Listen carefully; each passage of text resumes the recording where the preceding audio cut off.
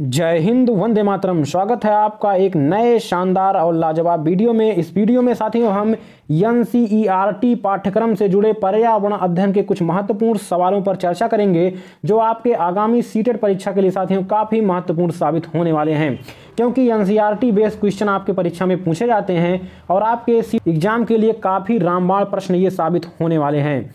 तो एक भी प्रश्न को मिस मत करिएगा, ध्यान से देखिएगा। बहुत ही शानदार तरीके से एक एक पॉइंट आपको बताने वाला हूं और साथियों ये प्रश्न आपके परीक्षा में 100% छपेंगे, ठीक है, क्योंकि ऐसे ही प्रश्न आपकी परीक्षा में बार बार पूछे जाते हैं। तो चलिए देखते हैं। पहला हमारा प्रश्न है, तो वीडियो को अभी लाइक कर दीजिए और चैनल पर नए हैं तो ऐसी तैयारी के लिए सब्सक्राइब कर लीजिए और प्ले लिस्ट से जाकर अन्य वीडियो देखना ना भूलें।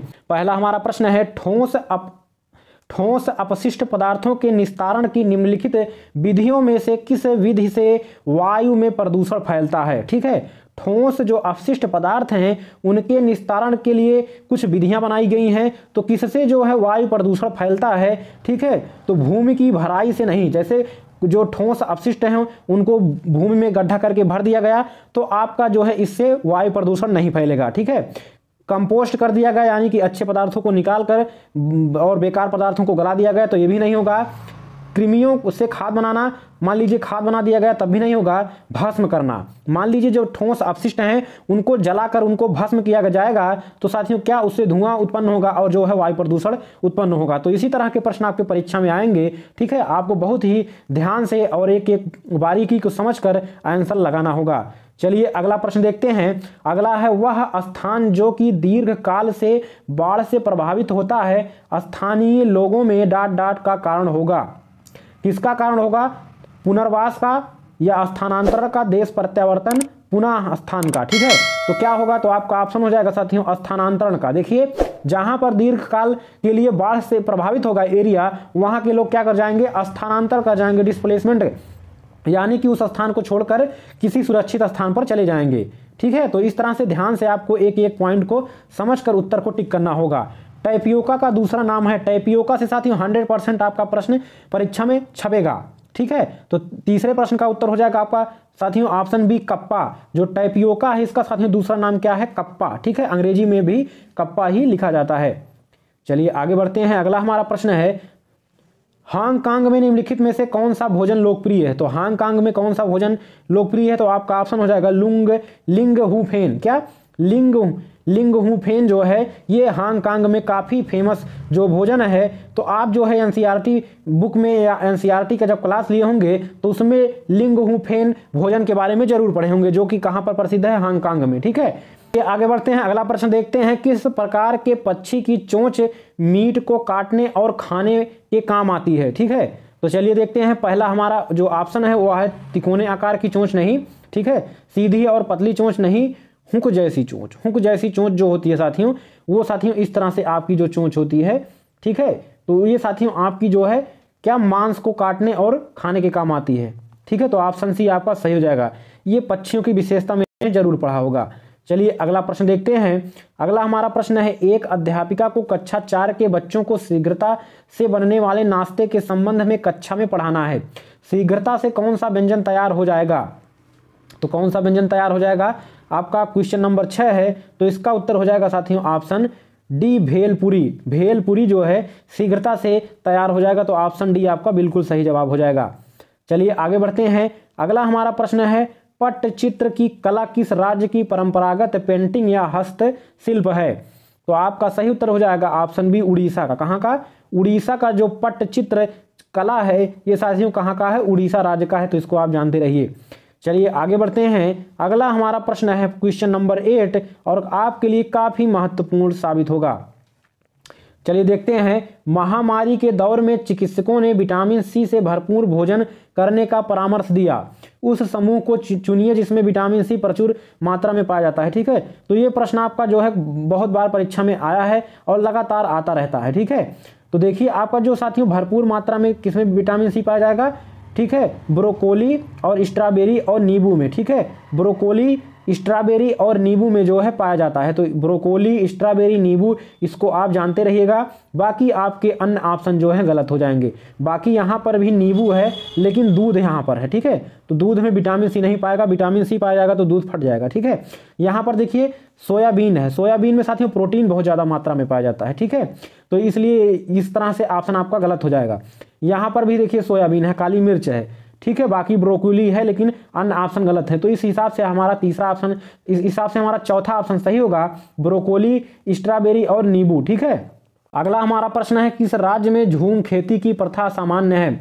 तो झूम खेती साथियों ऐसी खेती होती है जहां पर साथियों जो छोटे छोटे पेड़ पौधे उगे होते हैं उनको काट दिया जाता है और छोड़ दिया जाता है। इसके बाद जब वो सूख जाते हैं तो उनमें आग लगा दी जाती है। आग लगाने के बाद साथियों क्या करते हैं कि उसमें साथियों हल्का हल्का जो है ऊपर ही हल्का हल्का खुदाई कर दिया जाता है। इसके बाद फसलों को बो दिया जाता है और फिर काट लिया जाता है फसलों को बाद में, ठीक है।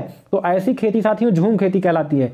बाद में जब उस जगह की उर्वरा शक्ति खत्म हो जाती है तो उस स्थान को ऐसे छोड़ दिया जाता है और दूसरे स्थान पर इसी तरह की खेती की जाती है। तो ये साथियों आपकी मिजोरम में होती है। कहाँ पर? मुख्यतः मिजोरम में होती है, जो कि पूर्वी एरिया है किसका? भारत का।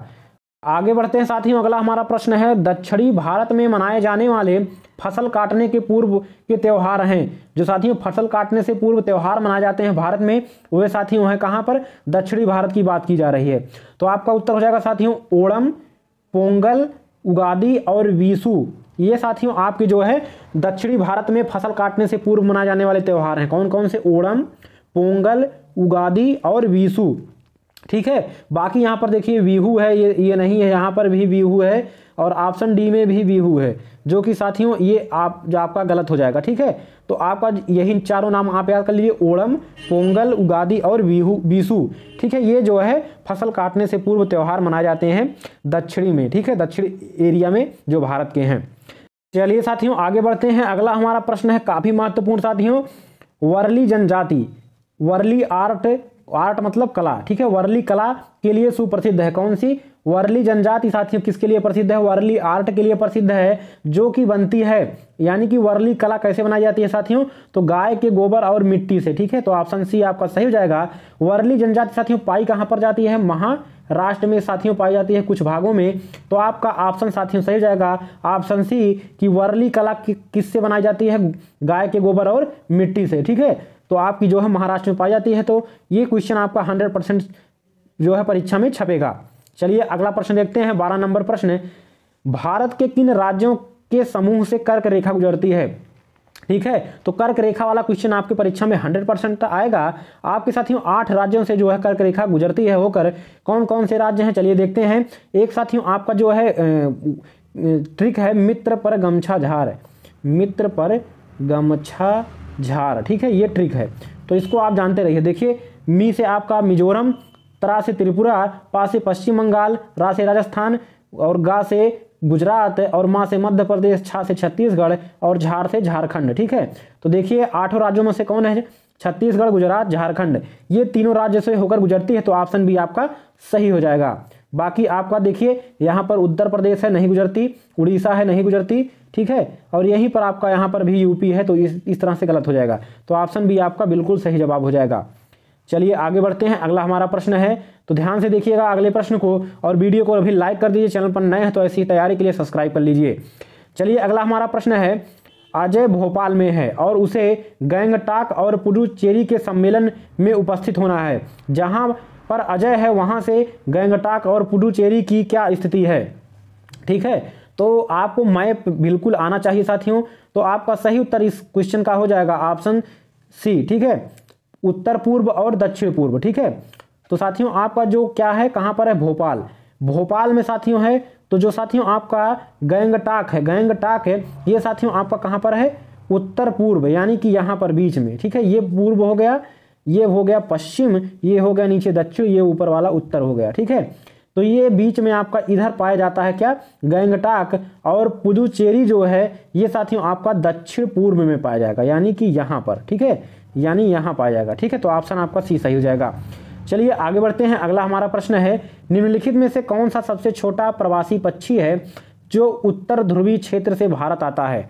तो आपका सही उत्तर हो जाएगा ऑप्शन डी, ठीक है, छोटी जलरंक। छोटी जलरंक जो है ये सबसे छोटी जो है प्रवासी पक्षी है जो भारत आती है। ऑप्शन डी आपका सही हो जाएगा। चलिए अगला प्रश्न देखते हैं, लास्ट प्रश्न साथियों इस वीडियो का। उम्मीद है आपने बहुत कुछ सीखा होगा और ऐसी तैयारी के लिए चैनल को सब्सक्राइब करना ना भूलें। राउनी ने इटली से भारत की यात्रा की योजना बनाई, उसके मित्रों ने उसे वहां से इटालियन चीज पनीर लाने के लिए कहा। कौन सी तकनीक चीज को सुरक्षित रखने और भारत में लाने के लिए उत्तम है? ठीक है, तो आपका जो है निर्वात पैकिंग। निर्वात पैकिंग में साथियों जो हवा है वो साथियों नहीं रहती है पैकिंग में, तो जब हवा नहीं रहेगी तो साथियों उसमें फफूंद या कुछ भी जो खराब होता है जिससे भोजन वो नहीं हो पाएगा। तो ऑप्शन आपका डी सही हो जाएगा। निर्वात पैकिंग के जरिए जो है भोजन उतनी दूर से लाया जा सकता है। ठीक है, तो उम्मीद है आपको वीडियो अच्छा लगा होगा। तो ऐसी बेहतरीन तैयारी के लिए आप जो है प्लेलिस्ट में जाइए, वहाँ पर काफ़ी वीडियोज पड़ी हैं, उनको देखिए और चैनल को सब्सक्राइब कर लीजिए। धन्यवाद।